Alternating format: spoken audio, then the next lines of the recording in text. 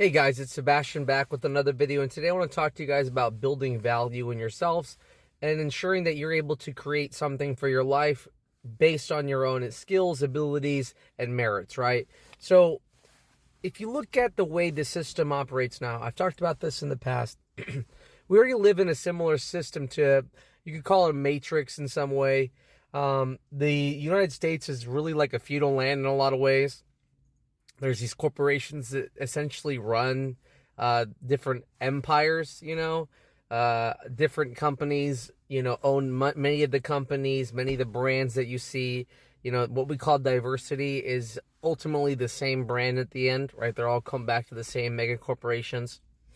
Now, what I find fascinating with the school system and everything, if you look in the history of the school system wasn't designed to educate kids to become the best version of themselves.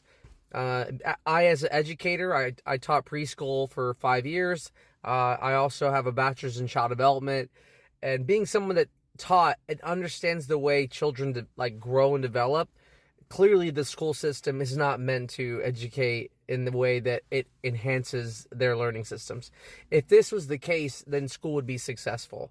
We can blame parents all day and all these things, but at the end of the day, those parents are also a byproduct of the same school system.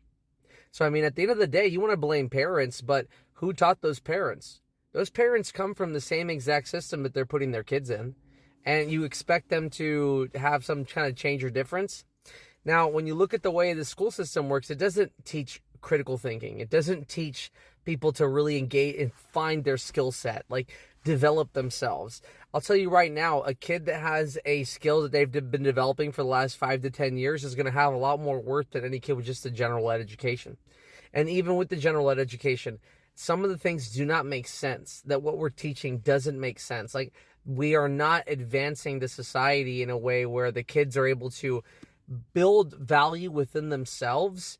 They're not really able to identify with anything. We're taking away their creativity. We take away their ability to communicate through their own means. We've been taking away arts. We've been taking away any kind of skill-based like home ec or machine shop. A lot of these programs are being dismantled. They're not providing kids access to things anymore. So what's happening is these kids are getting to high school, and then again the system is again perpetually pushing get a federal loan, get to college, you got to get a degree, you got to do all these things, right? It's perpetually creating indentured servitude. It's perpetually creating a system where kids are already going to be oppressed from the day one. They're already going to start. You're going to have to start as an intern. You're going to have to pay all these companies and get into debt to say that one day you're going to be able to be successful, and you have to have these degrees, because with these degrees, all that system, that whole entire, and then you got to work for somebody to get some kind of benefit. This entire system is a sham. When you look at the bigger picture, when you work for a corporation, they can fire you anytime. They can just let you go. And what do you have? What can you do? You're going to go get a lawyer and fight? That costs money. How are you going to stand up for yourself? Everything costs money. Everything costs resources, right? And so they've created a system where you're destined to fail at some point in that system. There's going to be a few people that win, but when the majority of people can't win, when we have positions like one management position, how can everybody be a manager? It's not possible. How can everybody reach that status? It's not possible. And why is that? Why do we want that system? That only a select few can become quote unquote elites based on what system, based on what merit? There's been times I've seen people not get promotions. I myself that for sure should have gotten it, but because there's favoritism, but because somebody knows somebody or did somebody a favor, all of a sudden they're going to get the benefit. We live in a system that does not allow for the general population to succeed. When the manager is making double what everybody else makes, for what? What are they doing? What work are they really doing that's that much crazier? And then it becomes like some trade secret war, oh, I don't want you to know my management role because you're going to take my position. Again, we are working against each other. Why do we need to fight for resources? We're not we are living more like savages now than ever before in history. This is real savage stuff where we are fighting for kingsmanship. We have been indoctrinated in a system that wants us to fight each other to get that one position, to own people. You know, they create power-hungry systems where people feel incentivized to be in charge of people and command people. And that's a problem because we're not working as a society. A leader shouldn't be doing that much better than the people that they're leading. You know, and they should be working as a unit. And if anything, a leader should be somebody that was elected by the people in that community because they were seen as the most effective at what they do. And so that's what a leader should do. Not, oh, this guy did me a favor. This guy's more likely to follow my command and oppress those people. And that's what you're seeing. You're seeing people rise the ranks because of their oppressive nature, right? Their ability to take away somebody's autonomy, their ability to force people to do jobs and works that they didn't want to. I mean, look at most of us when we've had like those, you know, jobs as teenagers. Those are some of the, we were treated sometimes the worst when they should be treated the best because again, they're young, they're inspirational. They want to do something. They want to change. But the system from the beginning has been telling you that children are dumb. Teenagers are dumb. These people are dumb. Well, of course they're dumb. Look at the systems they operate within. How are they supposed to be smart when the systems that are supposed to make them smart are making them dumber, right? When a kid doesn't want to learn, they say they're the problem. You don't want to learn. Since when do children who are literally underdeveloped and don't understand the system, why is it their problem? You know, when you say you have a bad child, I like to think there's a parent that's the problem. It's different when you have a couple, like one or two, you know, situations where there's a bad apple. There happens. Sometimes people are born differently with genetic disorders or whatever, right? It happens that way. But that shouldn't be the masses. We're talking about the masses now.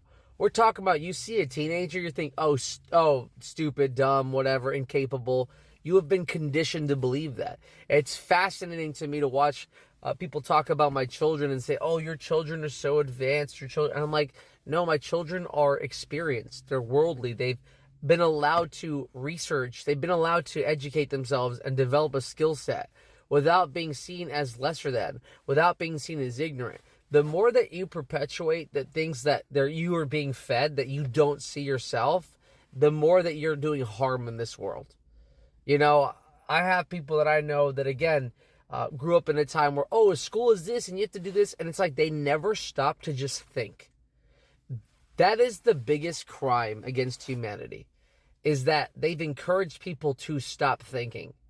They've encouraged people to stop using their mind appropriately. And that is literally robbing them of their sentience, robbing them of their freedom, robbing them of their ability to develop into a higher being, you could say. And this is what's happening now. We live in a system that believes that oppression is the way to go. Now, what do I want to get to my point? Well, when you work for a company and you do the work, you're putting your name, you're putting your soul onto their name. So if you work for Starbucks, Amazon, any corporation really, anytime you do work for them, the work isn't reflected on you, it's reflected on the company's name that you're putting on there. And so remember, the more that you work for other people, the more that your soul, your spirit, your worth is going away to other people. When they fire you, you lose all your clients.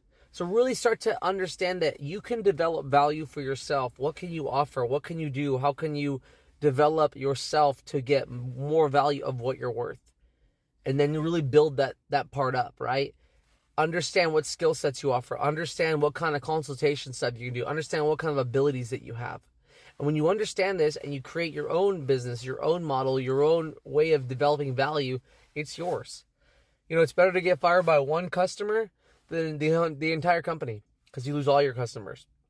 So just remember, create value for yourself, get out of the system, get out of the oppressive regime, and start to think for yourself.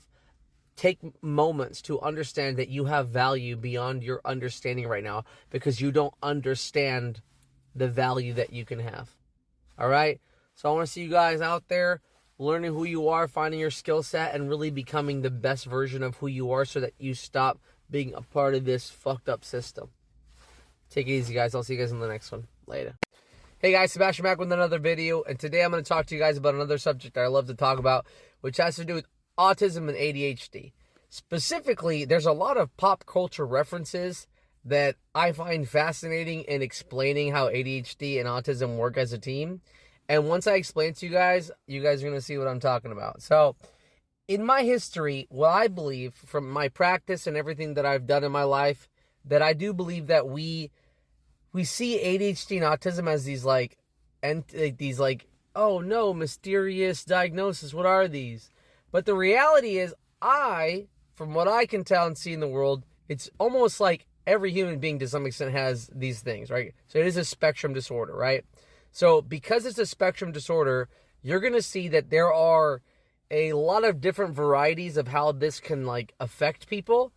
And once you understand what it looks like, it's going to start to make a lot more sense why you see it so often in the world. My biggest thing about autism and ADHD is the way we are living as a society, as a human being race currently, is not appropriate for human beings in general. And so what you see is that people that have neurodivergent brains, again, the general population, is not doing so well. And a lot of them are lying to themselves about being happy and being okay because they're not doing well, right? And they know this, but again, ignorance is bliss.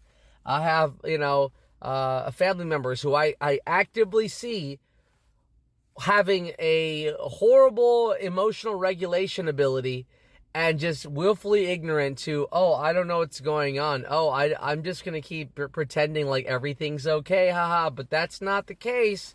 So just because people are pretending everything's okay does not mean they're okay. Just because people are being quiet does not mean they're doing fine. Just because people aren't talking back does not mean they don't believe something. So just be aware that there's a lot more issues going on with the world. Just because people aren't vocal about it doesn't mean it's not happening, okay? Just because the reason people lack a vocal message about what's going on with them is because of the ignorance that's been provided to them by the hierarchy, state, whatever, right? So, let's break down some pop culture references here. Let's break down the first one I'd like to bring up, which is Shrek and Donkey. All right? So, ADHD is one of the common things with it is called rejection-sensitive dysphoria. And this is this idea that they are afraid or do not like being rejected by people. Now, if you think of Shrek in the movie, consistently he's always worried about people judging him. He wants to be alone, doesn't want people to bother him. When people show up, he gets really frustrated. He's just like, leave me alone. I don't want to be around you guys. When he talks to Donkey, he's explaining things to Donkey, and Donkey's not getting it. So Shrek's like, I'm just frustrated with you, dude. I don't want to talk to you anymore. You're not getting it. When he meets Fiona the first time, he doesn't want to take his mask off. Why? Because he's nervous that Fiona's going to make fun of him or talk down to him. And then the entire time that they're talking, he's getting all these feelings, but he's not taking the chance. He's not being assertive. He's not showing that he likes her too. He's afraid. And so this rejection sensitivity is just eating at him. And so you can see throughout the movie, right? He's got the rejection sensitive dysphoria. He's very good at picking up pieces and thinking about things, and he's very observational. But again, that crippling anxiety from that rejection sensitivity is clearly there. Now his counterpart, Donkey reminds me a lot of autism, right? Very blunt, very just knows what he wants. He is Donkey. He is himself. Shrek says, hey, onions have layers. Yeah, Shrek, cakes have layers too. And he doesn't get the social cues. He doesn't understand that there's a difference in what's happening, right? So you can see Shrek and Donkey as the image of a combination here, where you have somebody with ADHD and somebody with autism. This same phenomenon, you could say, is same thing with, what is his name? Squidward and SpongeBob. So Squidward, same thing. In his house, doesn't want to be bothered, rejection sensitive, always worries about people judging him when he's playing his clarinet. And then even when he's working at the place, he just gets, people are draining me, right? He's always being drained. SpongeBob, on the other hand, is SpongeBob. He is SpongeBob. He is himself. Right? He doesn't understand that people might find him annoying. He doesn't get why. He doesn't see the reason why people might feel the way they do about him. And so in his world, he's like, I'm fine. I don't got any issues. I'm going to go get my jellyfish. I'm going to go do my thing. He can only be SpongeBob. SpongeBob's not capable of being anybody else. If you remember Squidward, he always wants to be handsome. This same phenomenon happened with Shrek as well. Shrek wanted to be handsome. Squidward wants to be handsome. He wants to be somebody he's not. He always worries about being somebody he's not. SpongeBob and Donkey don't have that same problem. They are themselves. Woody and Buzz Lightyear, another example, right? Woody, rejection sensitive, wants to be liked by people, always worried. Buzz Lightyear is Buzz Lightyear. Star Command, where are you? That's a laser, don't touch it. He knows all the specs. He is a soldier. He is going to do what he does best because he is Buzz Lightyear. And that's how Buzz Lightyear works, right? So ADHD and autism again. And then you have Sully and Mike Wazowski. Sully, worried about being a good scare, worried what people think about him, rejection sensitive, always wants to be the best. And then you have Mike Wazowski. Mike Wazowski is Mike Wazowski. He doesn't know how to be anybody else. He only knows how to be himself. He's even excited about when he's on the cover of that magazine. He's like, yeah, that was me. Woo! Wally and Eve. Wally does the same thing, watches the same movie, makes friends with a cockroach, has a plant, does the same task, and he's totally fine with it. He is Wally. Versus Eve.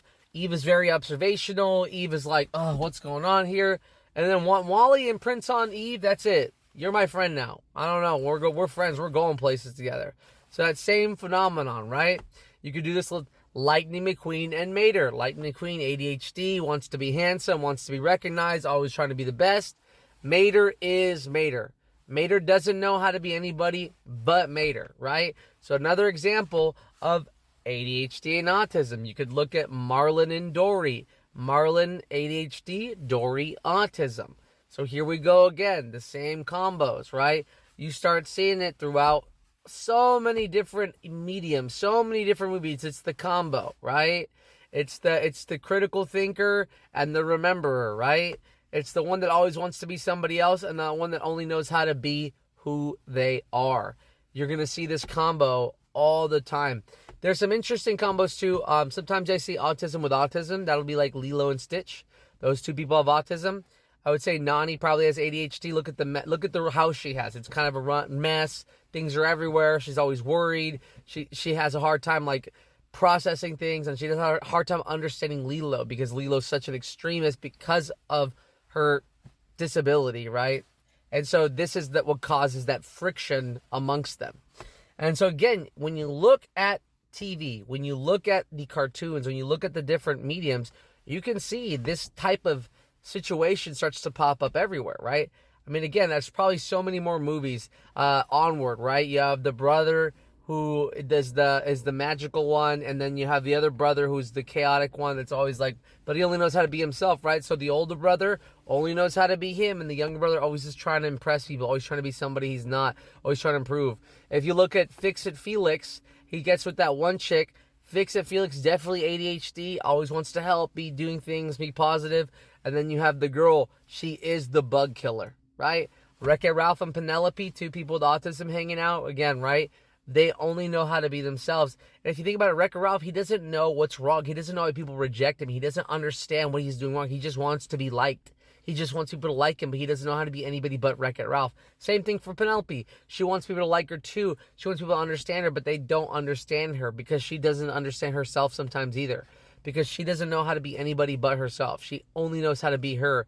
And when people call her weird and stuff, she doesn't know how to handle that. Because she doesn't know how to change or be anybody but who she is today. And so you're going to see, again, a lot of these pop culture references with ADHD and autism. I see them as the classic human beings, right? We have a natural way of connecting with others. Whether, again, it's through, our shared experiences, because we maybe we like certain things, but again, have different brain types, right? So I could be someone that likes D&D as an ADHD person, and someone with autism with ADHD or autism that has that interest, and we're gonna find commonalities, but the way we approach it's gonna be totally different. So that's what I got for you guys today. Check out those pop reference cultures. Go watch those movies. Go observe, and you're gonna start seeing things out there that you didn't see before. Okay, take it easy, guys. I'll see you guys in the next one. Hey guys, it's Sebastian back with another video, and today we're going to talk about positive communication and the importance of positive communication. And I'll tell you right now, positive communication is super important because without it, we would not have the ability to heal, and we would not have the ability to connect, and we wouldn't have the ability to understand each other, right? Like, literally, it is the key to being able to get more from people, more from your life, and more from yourself. Nowhere do we see consistently that negative communication is going to get you somewhere. Is there a time and a place to call someone out? Yes. Is there a time and a place to talk shit to yourself? Yes. Okay? But those are moments. It shouldn't be your natural language. It should only be a moment of your life. And for the most part, you should use positive communication. As some of you have already heard, I've talked in the past, your words are like spells, okay? And what I commonly see amongst my patients, my clients, my family members, the social networks I'm in, is the frequency, the duration, and the time you see people spend talking down about themselves. Sometimes it feels like you're literally trying to just hold somebody up, and they're so quick to just talk smack. They're so quick to talk down. They're so quick to make things negative. And the second you do that, you're ruining the experience for everybody around you, not just yourself, but the people around you. Imagine someone tells you, hey man, you're doing a great job, and the first thing you say is, nah, I suck. In what world does anybody going to be like, oh my God, you're so right? Never. It's not going to happen. Is there a time where you need to repent, admit, talk about the guilt that you have? Sure. Is there a time to feel bad about the things that you did in your past? Sure. But that's not going to help us get to a future where we can work as a team and we can develop a consistent, relationship through positivity. Now, what is positive communication? Positive communication isn't about, just lifting people and oh my God, you're great no matter what. No, positive communication is a way of speaking. It's a way of being direct. It's a way of understanding. It's a way of taking in what they're saying, exploring it further, and then responding back with your perspective. That is what we're looking for when it comes to positive communication. The idea of positive communication is that when we communicate, the outcomes are going to be positive. Why? Because we were able to have a real conversation.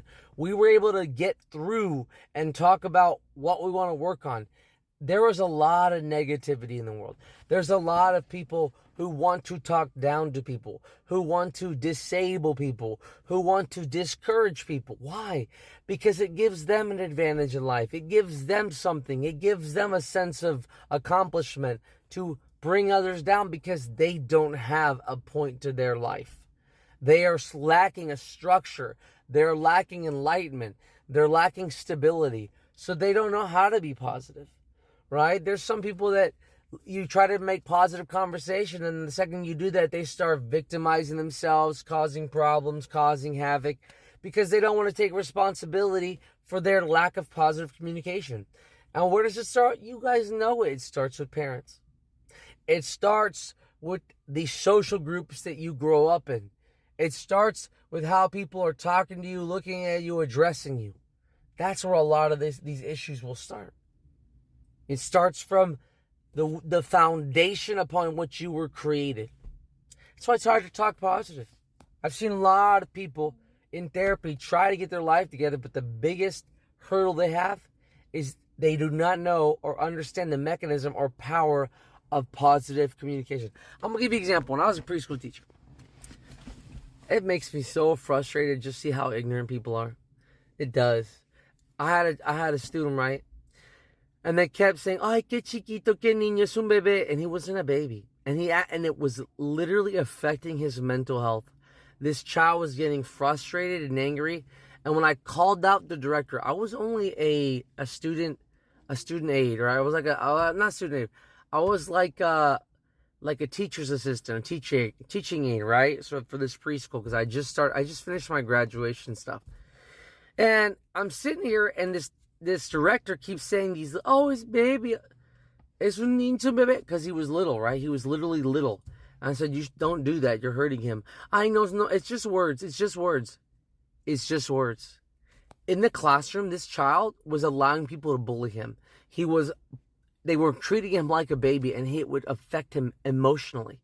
It started affecting him. And every time I would tell her, she's like, oh, no, that's not what's happening. I'm like, it's literally affecting him. So I started saying, you're a big boy. You're a big kid. You're a big... And then he started coming in empowered. He started coming like, I am a big boy. He started coming and saying, yeah, that's right. I don't want to be a little kid. I'm a big boy. And he came in. And I literally didn't even want to have to do that. I didn't want to have to become a big kid. I didn't want to have to encourage him that way. It should have never had to have been a thing. But when you call someone out and they're like, oh, I don't, that doesn't hurt him. It does. It is affecting them. People choose not to want to think. They don't want to think. Half the people that talk out of their fucking mouth is because they don't want to use their goddamn brain. They don't want to think about things. Or they just want, I don't see a problem because you don't use your eyes. Your eyes are above your mouth. You have to be able to see around you to not just talk out of your gut. Just let it out. You got to look with your eyes. Use your mind. No, So finally, this is an example of when you start using positive communication, it literally affects the way they exist in life. The way he talked to people, the way he interacted with other children was completely now changing because of his own positive perspective. So many people out there that I work with, I have someone I work with, and every time they would just doubt themselves. They'd say this whole thing like, oh yeah, I know it, and then say, but I don't know. Why'd you say I don't know? Why are you giving yourself an excuse to not change? Why are you not seeing the positive that you are doing and ruining it all with one comment? Why? What is it doing for you? Nothing. But you know what it is doing? The people that were supposed to care for you that didn't, they caused those deficits. They caused that sense of disrespect towards yourself, that lack of belief. One thing I was talking to my one of my clients about was it was interesting to think about. Well, my kids, they don't. If you were to take the belt and slap it together, they'd be like, "What is that?" If I took the chancla out, they'd be like, "Where are we going?" They don't even know what that means. My ex was sick, right, with the mother of my children, the baby mom, right, mother of my children. She was not feeling well, and my kids decided to get her like a cup of water, massage her, ask her how she's doing, write her a letter and write their name on it. Why did they do that? Why would they go out of their way to make sure their mom's okay, even if it's just emotionally? Because they've been conditioned and taught to have positive communication, to want to help others, to want to believe in others. I can't tell you how many times I take my kids out and they're like, can I buy that for my brother? Can I buy that for my sister? They would like that. How many kids you don't see doing that are counter to each other, that talk negative? You wonder why kids talk negative? Look at their parents. If their parents are talking smack, guess what? It's going to happen to them too. Because positive communication is learned. It's taught. We explained it to them. Hey, this helps us feel better. Hey, it's okay to be frustrated. It's okay to have this, but this is how we address it. This is how we work as a team. Remember, guys, positive communication is literally the physical manifestation of your soul coming out of your body. And you decide whether you want it to be beautiful music or hateful. You can decide to lift people up or drag them down. It's up to you. Only you can decide what you're going to do with your spirit. Nobody else can. But you can, again, lift up the world or drag them down with you. But not everyone's going to go down with you. And that's how you're going to remember the person that brought everybody down. So just remember, that's your creation, is what you do with your voice. So watch out. Later. Hey guys, Sebastian back, and I'm going to talk to you guys about a very important topic to me, which is education. And I need to explain to you guys my past. So, in my past, I used to be a preschool teacher, okay? I taught for 5 years, and so my background's in child development. And something I need to tell you guys that I've just been seeing over and over, which is just the concerning thing about where we're at in the state of the world. They have essentially made education a joke. Okay, why? How? Systematically, they have taken away the joy of learning. They have manipulated and perpetuated a almost, how would I say it? Like slush. Slush. This is what's becoming. And we wonder why kids hate what's happening. Why are kids acting crazy? Why are kids? Because they're being treated like they don't matter. They're not being educated, and they know it. They can feel it in them. They can feel it inside. Like this isn't normal. Why? Why do we do this? Why do we go to school and learn things that don't matter? And it's been happening systematically for generations now. And the ironic part, school hasn't been around that long. If you look at your great-grandpa, your grandpa, half of them didn't even finish high school. Yet they're here telling you this is the best system ever. Why? Why? Why is it so good? Oh, you mean the system that you had compared to us? They're not the same systems. They're not the same schools. It's not the same programs. Half the things, they don't even teach us anymore. They've taken it away from school. It's almost like they used to care about people being educated. They used to care about people being philosophical and understanding and teaching things that actually mattered. What are we doing now? What are they teaching? Have you even read when's the last time you read a textbook that they're teaching you? When's the last time you were in a classroom? And how the teachers talk and what we talk about. They got no funding. They got no interest. They got nothing. And why do kids want to be in school? School sucks. It doesn't even work with the way kids are developed. Okay, we worry about outcomes. What is the outcome we're looking for? What is the universal goal with education anyways? What's the goal? What are we trying to do? Get you to go work at Walmart? That's the goal? What are we doing? There's not enough jobs for any education department anyways. Forcing everyone to go to college actually makes it harder. It makes it harder. We're all trying to get the same 5 jobs. It's not going to happen. But we're all in debt. All of us. And we've been told since we were children we have to do it. Why? Why do we have to do these things? Why? No one explains it. Oh, it's better for you. Well, ask the people. Are they better? Do they feel better? Why don't we ask the people that went to college how they feel about it? How do we ask the people that finished high school what they thought? We don't. When's the last time you were surveyed about your experience? When's the last time you were asked as a citizen what you thought about any of the shit that's being taught or said? They don't ask us. When's the last time you felt like it was literally a community of people that worked as a team to elevate our children, to elevate people? The closest thing you can come up with that is maybe like some kind of like charter school or something. Maybe.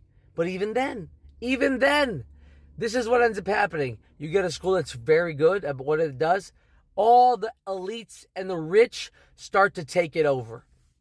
They start to take it over. Why? Because they want their kids to have the advantage and they have the power to do so. I've seen this happen. I went to High Tech High. Well, actually, High Tech High International, if you want to get to semantics, that was donated by the richest people. Who do you think was the ones getting their kids in? You know? Working the system to get their kids into any edge or advantage they could. Good for them, right? But at the same time, why is it like that? Why can't all schools be like that? Why can't all schools be community learning experience? Why can't we actually talk to citizens of this damn country who have went through the same fucking school system and say, hey, what do you guys think about this? What's your opinion on this? How do you guys see this? Because they don't want to actually make education interesting. They want to keep people dumb. You think Wall-E is an extreme? We are in Wall-E. We're in Wall-E now. It's called a tablet. Same thing. People don't want to leave their houses. They don't even know how to start a business. How many people I've talked to help them start a business?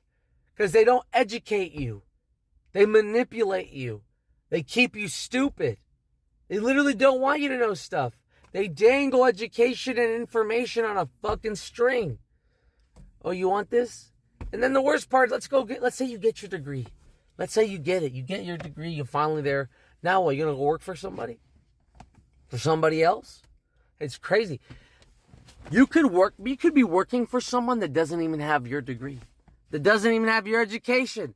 When I was a teacher, there were people that were the CEOs of my fucking companies that they didn't even know how to teach. They do a business. That's it. They didn't have an education in fucking education. And they're telling me they're making policies about what I should be doing. They've never been a fucking teacher a day in their life. Yet they're here telling me what I should be doing in my fucking classroom. Never asking me. Never exploring what we know. Oh, well, they said this. We have to do this. I had a teacher. Not even a teacher. When I was a teacher, I'll give you an example. My kids were practicing paleontology. Okay? And if you know anything about paleontology, they had these toothbrushes. Okay? That they would use to clean off the bones. And it was in the sand table with the bones. I had a lady try to get me in trouble because she said the children wouldn't know which toothbrush was for their fucking mouth. Well, you know what I did? I took the child that had the IEP and the most disabilities. I sat him down. He was nonverbal autism. And I said, which one's for your mouth? Which one's for the sand table? And that was it. I fucking used my goddamn common sense and I showed them, oh no, that's too confusing. So when do the children get to show you what they know? When do we actually listen to people who are educating children appropriately, what they really are capable of? It bothers me so much how people tell me, your kids are so smart. No, they're experienced. They're well-rounded. They've been allowed to talk. They've been allowed to show what they're capable of. They've been enabled. They've been empowered. They've been provided the right skill set to show what they're capable of because they've never been limited. How many people are, oh, they can't do that. They're too young. Why? Stop talking like that. Since when did you become such an educator in your life? Where are your children that you've educated? Where are the people that you have? Oh, unless they're geniuses, what are you talking about? Don't talk to me about what a child is capable of. I think you're incapable is what it really is. You are incapable because you were taught that you were incapable too. And now you're just perpetuating a system. How many times do we live in societies where they just perpetuate the same garbage that they've been taught? Don't think for themselves. And that's exactly what they want.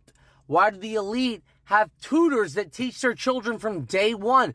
Why do the elite send their children to these adventures, to these different places to meet people, to organize, to start their own businesses? Why are they teaching their kids to start businesses at 16, at 17, when you're sending your fucking kid to a classroom where they don't learn shit for hours and they hate their life and then you blame the kid? What the fuck is this? You can't live like the rich. Why? Because they like it that way. They manipulate information so that your kid's never going to succeed. Your kid's never going to be on the same. And you know why they have these tests? So they can cherry pick the smart ones out of it. Well, you were smart. You're going to be part of us, but it's not part of them. It's for them. Remember this. This whole system is designed for the elite to stay that way. Why do you think they make it so difficult and easy at the same time? Because they want to be able to cherry pick even better all the ones that are good. They're literally looking as a fruit with these fucking tests to see which ones are the fruitful ones. Think about it, guys. Anyways, just want to let you guys know the education system is fucked up. It's not really there to help your kids. Stop pushing them to think that this is good for them and teach them a fucking skill. Teach them insight. Teach them how to start a business. Why? Because that's the way to evolve. Give them a skill set. Education's not always the way. Just remember that, okay? See you guys in the next one. Later. Hey guys, it's Sebastian back today with another video. And today we're going to talk a little bit about demons and spiritual warfare. And just understanding that we are in a really crazy place in our history, in our world, as we are, hurtling towards pretty much World War III at this point. And I just need to make sure that people understand the gravity of what spiritual warfare is, so you guys understand. I know it sounds like some ooh, but trust me, there's a lot more to this than what meets the eye, literally, and I'll explain. So a way to kind of think about spiritual warfare, and to simplify it for people, is the vibes. Like the weird energy you get from somebody, like when someone's talking and you just kind of know they're lying, and every time you try to call them out, they like make excuses and they victimize themselves, or they go spread rumors about you. People that act like they're your friend, but then later on like completely betray you. What you would call a hypocrite, what you would call a gaslighter, what you call a dog whistler. Like, there's many other terms that we use in everyday language. Energy vampires. I mean, all this stuff is literally the same thing. It's just expressing it, and divine and magic are the same thing. Mysticism is the same thing. It's all the same. The balance and order in nature is the same balance and order in light. It's the same thing. If you want to break it down even further, things come from light, and then light creates nature, and then nature creates, you know what I'm saying? It's the same stuff. So regardless of like which part of the process that you're in, it's all the same. Now let me explain this demonic, chaotic, whatever. You can call it chaotic energy, people that feed off chaotic energy, chaotic people. Even in Dungeons and Dragons, it's like there's like evil, neutral, and good. Literally how it works in the real world. Like, take Dungeons and Dragons specking and just put that in human beings, and we're pretty much the same. It's the same. Divinity is real. Like, how does it work? It's like, when you do good things, you fucking feel good. Why do you feel good when you do good things if everything's so fucking random? Because there's something behind, there's a reason why humans can talk. Humans can cast spells. It's called spelling. It's casting a spell, right?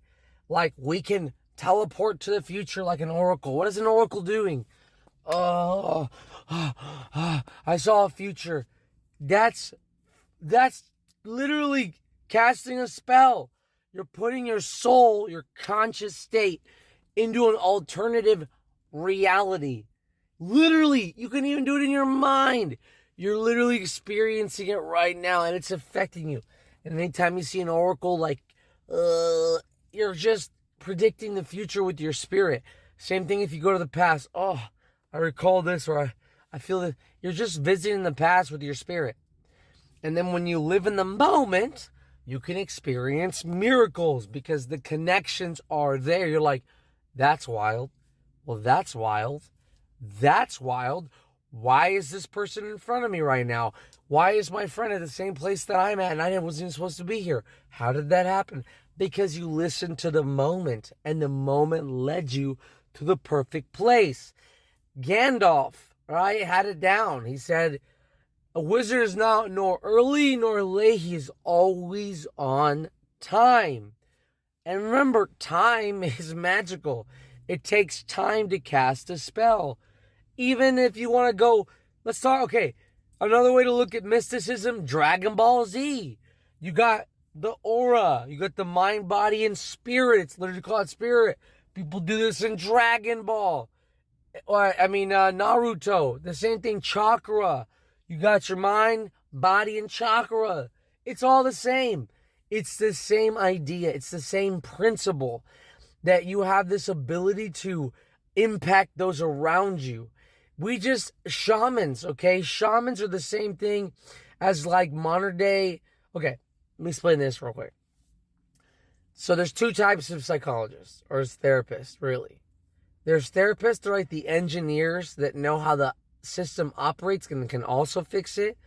And then you have mechanics, people that need to read a manual and follow a rule set to be able to fix this thing because they don't fundamentally understand the mechanisms of the engine and why it works the way it does. And I believe that people that are the engineers, that understand the mechanisms of how the body works, how the system operates, are modern day shaman.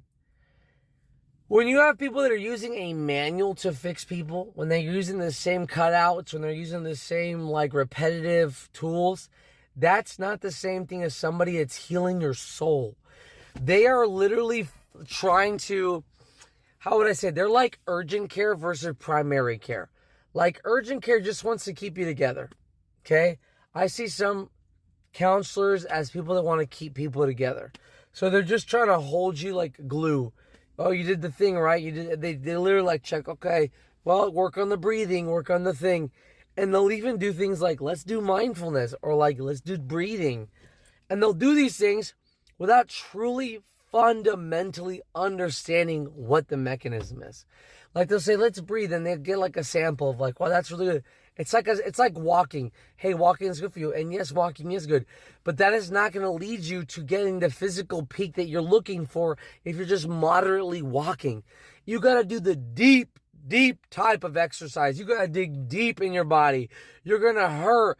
You're going to be down. But I promise you, when you're done with all that hard work, it's going to be worth it. It's like when you allow the chaos in your life. For example, if you're a hoarder and you start letting the stuff in, it's going to keep feeling like there's a weight in your life because it's physically there.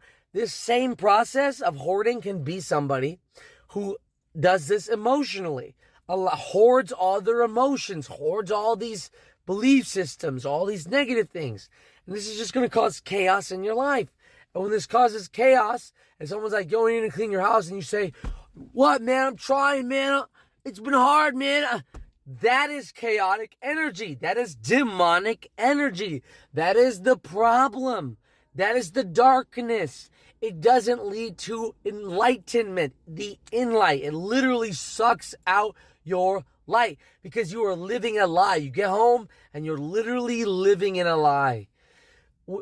There's somebody that I talked to over the weekend, and they had this room where they've let like a dead animal be in there, some kind of rat or something, and they haven't opened the door in months. And it's like, bro, that is your dark energy. Until you clean that shit out, until you purge your house of all the bullshit you've been doing, you can't fucking prevent shit from coming in because it's already in there. You already let the darkness in. You gotta get it the fuck out. You gotta be like, get the fuck out of here with that bullshit. Get the fuck out of here with your bad vibes. Fuck your bad vibes. Fuck your bullshit. You have to call them the fuck out. You cannot let these people gaslight you, fucking dog whistle you, making those little comments. The second they do that shit, you call it out, but you can't do that until you clean out your house. You have no ground to stand on, literally. It's like you're hoarding all this shit. And when you live a lie, you have no ground to stand on because you don't live in reality. You live in a facade, an illusion. And you will have people try to cast illusions on you. I want you to understand. A demon is not just somebody that sits there sucking your soul the whole time. Sometimes they're nice to you. Sometimes they build you up. But they're doing it because it's for them, not for you. They build you up to watch you fall again. It's the person that picks up and smacks you down. It's the girl that puts the football and fucking moves it from you. You gotta call them out. You gotta tell them, no, I'm not gonna allow that shit anymore. Overthinkers, no thinkers, overfeelers, and people that don't want to feel shit. Those are the four horsemen. So remember this, a cross stands in balance. If you turn across to the side, right? If you turn across to the side, you get like a demon, okay? This is a cross, this is balance. Mind and body and spirits in the middle. But you fucking do this shit, it starts to look like a demon. Because this is the no-no. You don't want to lose the balance. When you tip over your cross, your balance, you lose yourself. Not in the good way, okay? We don't want this. We want this. Balance. Sustain. Discipline. Not chaos. Purge it out. Damn it. Purge it out. Hey guys, it's Sebastian back with another video, and today we're going to talk about depression. Specifically how I believe the mechanism of depression, the mechanism of how our spirit works with the depression, and understanding why depression and this feeling can affect us, and kind of the purpose of what we're supposed to do with this information, especially from the spiritual realm. You know, when we look at therapy, psychology, all these different things, when it comes down to it, we're literally saying the same things. We're just using different terminology. And when you really understand why it's important to bridge both, it is because it empowers us and it shows us that we're greater than what we believe we are.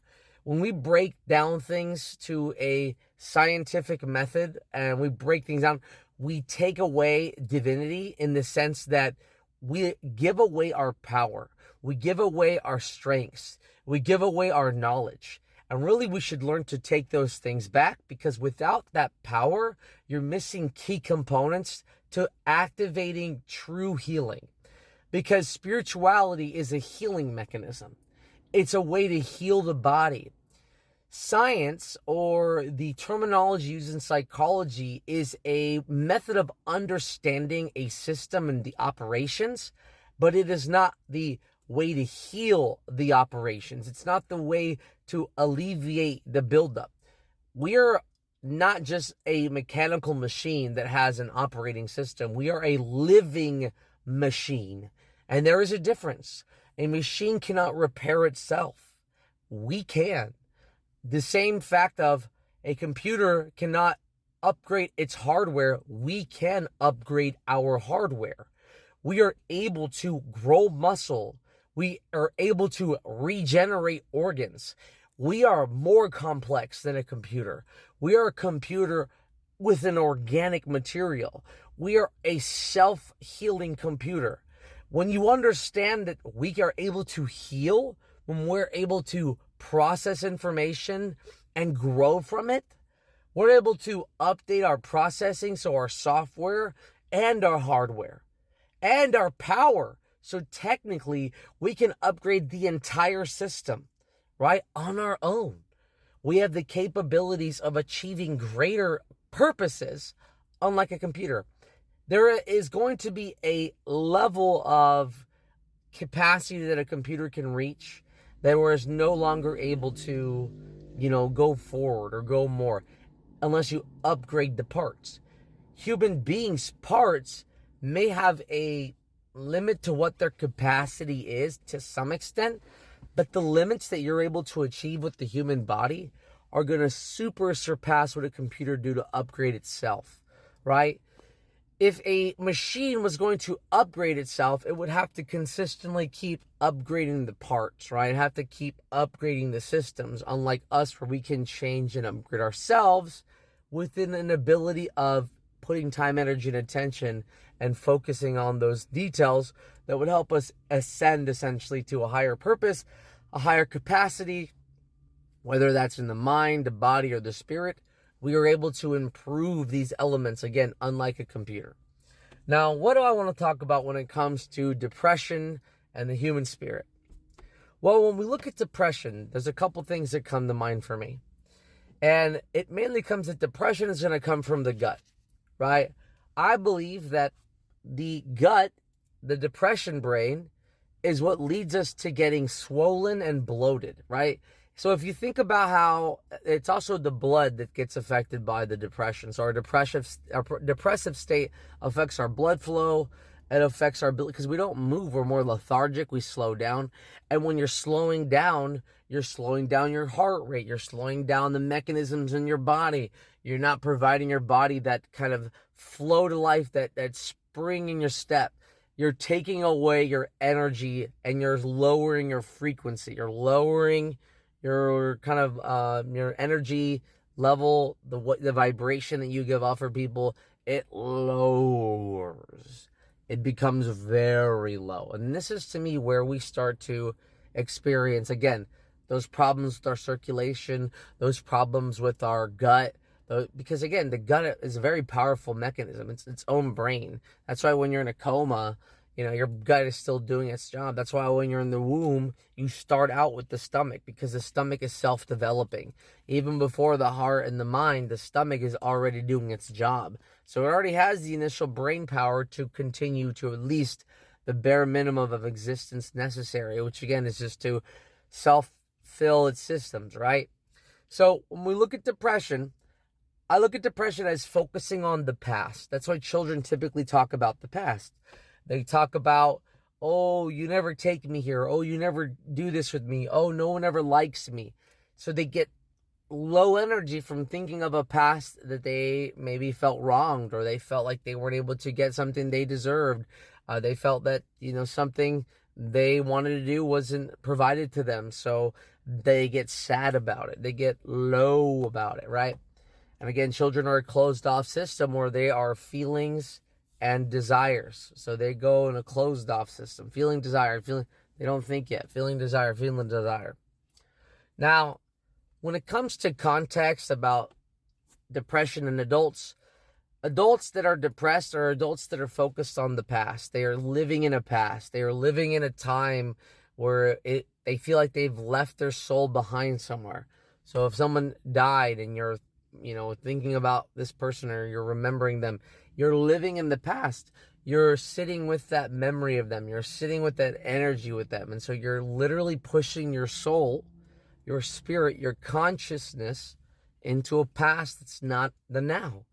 And when you push your soul into the past, it siphons energy from you because you're literally not living in the moment, which is the most, I would say, efficient way of using your spirit energy, your time, energy, and attention. And when you're living in the past, again, you're pushing your conscious state into a timeline that's no longer here. I also believe this is when you focus on your shadow, when you focus on something that doesn't enlighten you anymore, it starts to consume you, especially the longer you sit there. Now, I believe the reason why we're able to go in the past is because we're supposed to save our parts of our soul that we've left scattered throughout our history. There was a time in your life where something happened and you felt nobody was there to protect you. You felt alone. You felt that there was some entity, people that were against you, whether it was your parents, your friends, the system, whatever it was, wronged you and failed you, and nobody was there to protect you. And you felt that you wished you had somebody there to guide you, somebody there to pick up your pieces, somebody there to hold your hand. And that person actually is going to be you. And so you have to be the one that goes back in the past. My father told me this once when I was a kid, and it really affected me. He told me, you weren't the son that I wanted. And that really hurt my soul for many years. Now, what I had to do at some point was go back in time, in my mind, push myself into that time and fight that demonic, chaotic energy and save myself and bring that piece of me back into the current. So I am going to save myself. I am going to travel through a spiritual time. I'm going to go back in time and I'm going to fight off those demons and I'm going to save that child.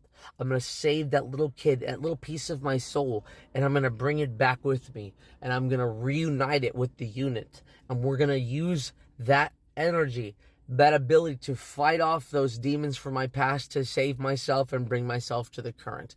I knew I needed somebody and I knew somebody would save me one day. I just didn't know it was going to be me. That I'm going to go back in the past and collect those pieces of me and reunite them with the current. And that's what depression is. It's the ability to go back into a past that no longer was, to save pieces of your soul that are anchored throughout history and bring them to the now and reunite the vessel so that we as a unit, as a person, can move forward and believe in ourselves. So you need to go back in time and save the pieces of your soul that you felt were abandoned at a time. And that is what healing looks like. So use your depressive state to go back to rescue yourself so that you can live in the current now as the most fulfilled whole person that you know you were meant to be. So again, depression is just a mechanism for saving yourself from a past that no longer has to affect you. I'll see you guys in the next video. Take it easy. Bye.